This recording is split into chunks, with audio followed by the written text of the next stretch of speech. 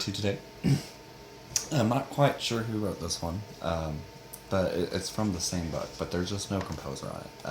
So if I had to guess, I guess it would probably be Tershak, because it seems like a lot of this is sorted by composer, and it came right after a Tershak section, so I'm guessing maybe that they're just all Tershaks, and it just got missed for some reason. I don't know. Anyway, so I have an Etude today, and then I'll work on the next page of the Butterfly Lovers. So it says Allegro. Allegro does not mean 120, it means lively. If the composer wanted it to mean 120, they would write quarter note equals 120. But they did not write that. So Allegro just means lively, and the reason that's relevant is because, as you can see here, it's mostly 16th notes. So I don't really need to go 120 for the piece to sound lively. It's kind of already embedded in the fact that there are 16th notes. And actually, really, if you took this at 120, it would probably sound more like a vivace, just because of the amount of 16th notes, and certainly some of the techniques you're doing. So let's see, how fast am I going to do this? I'm not quite sure. I practiced a variety of numbers.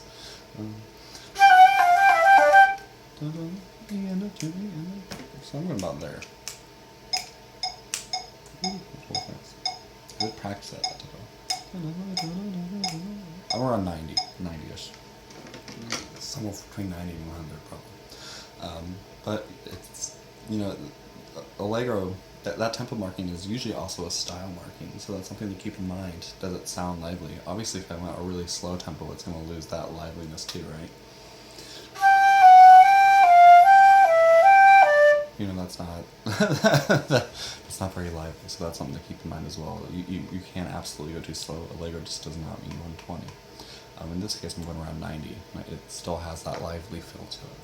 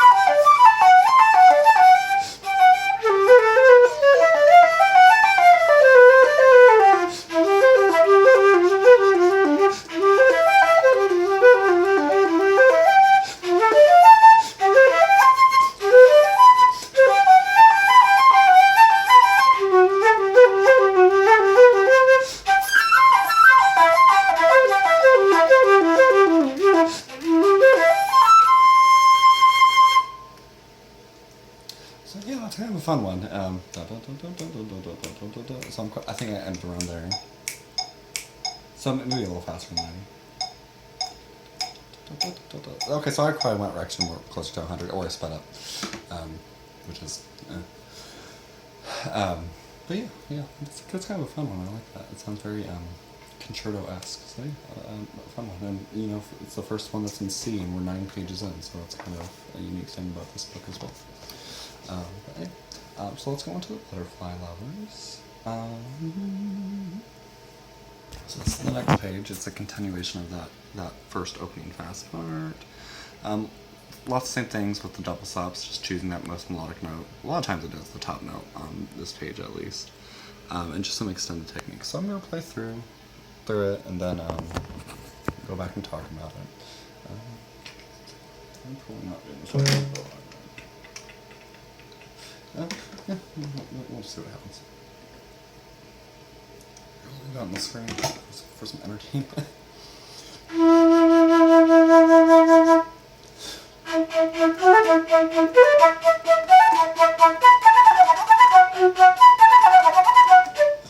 Oh, man.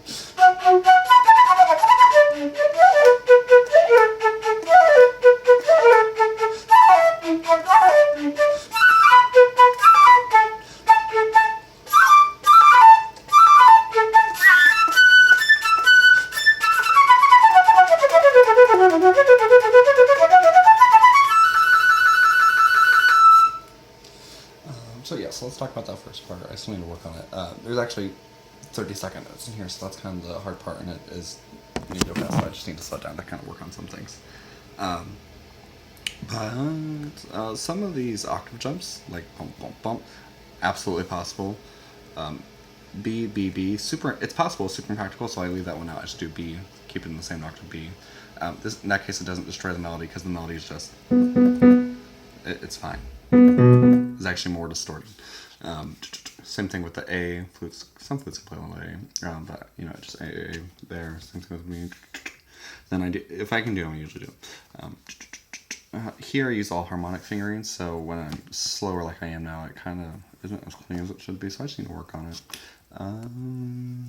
Yeah, the hardest part is just making sure in these 30-second runs that you hear 4 distinct pitches, and just working on that pentatonic scale coming out.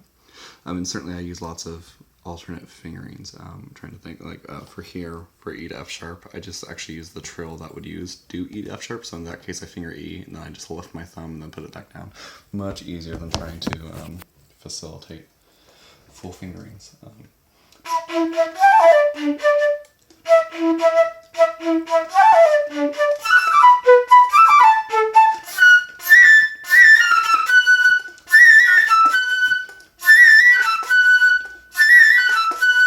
And certainly I just need to kind of do lots of slow practice on that. But let's keep going.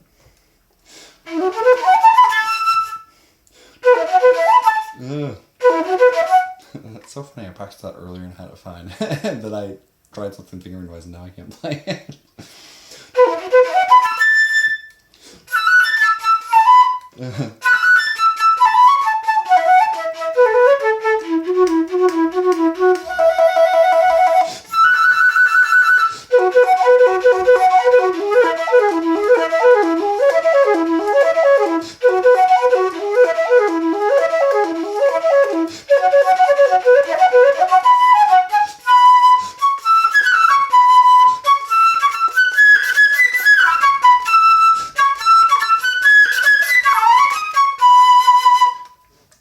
There's certainly stuff to clean up, even in that last 2 measures, the da-da-da-da-da-da-da, it's 4 16th notes, not a question mark of 16th notes.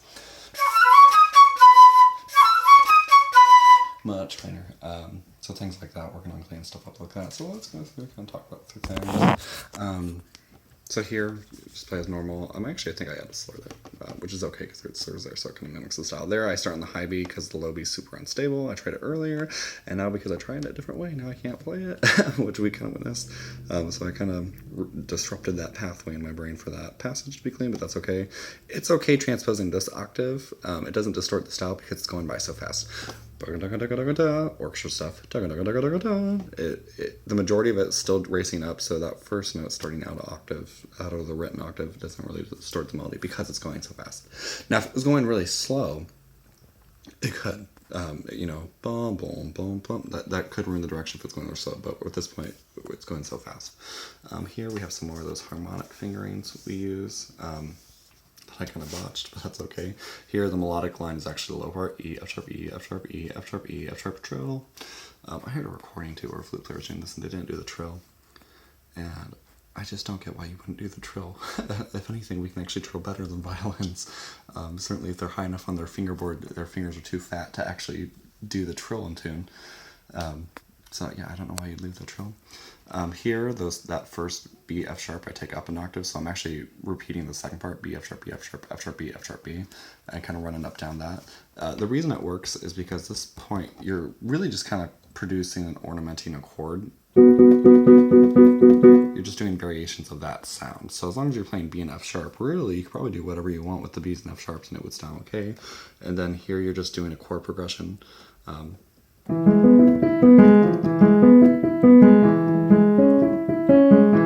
so on, so on. And same thing when I get to the C F sharp, the C sharp F sharp, I just do C sharp F sharp and the higher octave just because it's easier. Although I guess that one I could try to practice, see if it sounds nicer.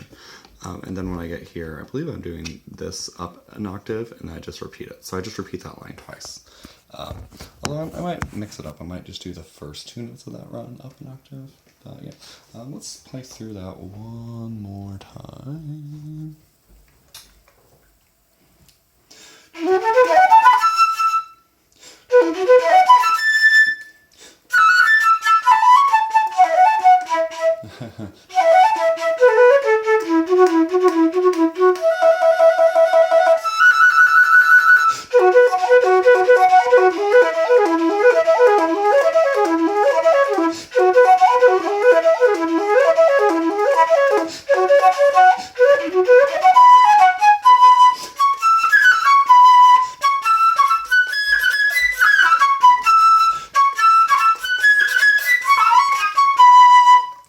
So I just need to clear the security in my, like, it's like the bones are there. It's just they're kind of messy. I just need to clean those up and take it a little slower.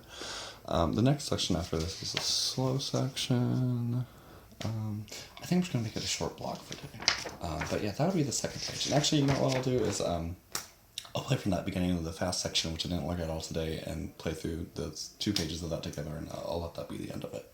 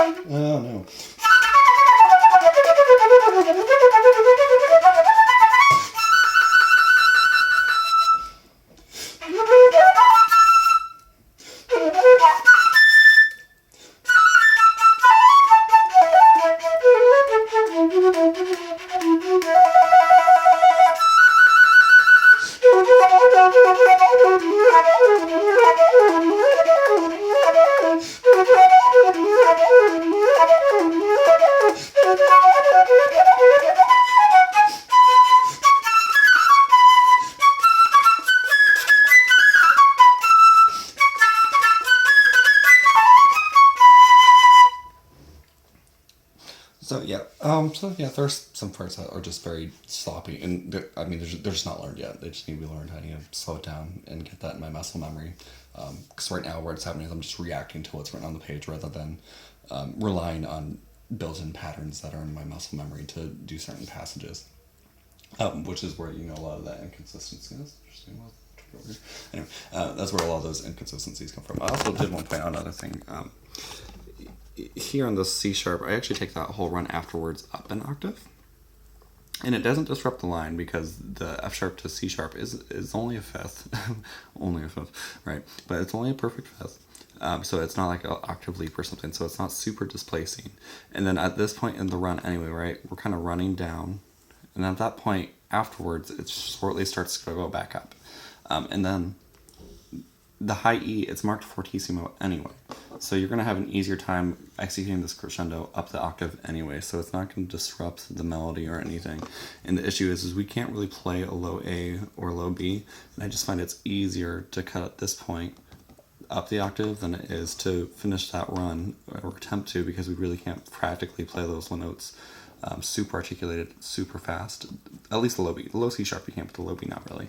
And it's awkward to cut in between a B, to do E, F sharp, low C, and then cut that B up the octave. And at that point, instead of it being just a perfect fifth, it's a seventh. And that's not a great interval to be jumping up. So yeah, that's my 2 cents on that. But anyway, thanks for listening.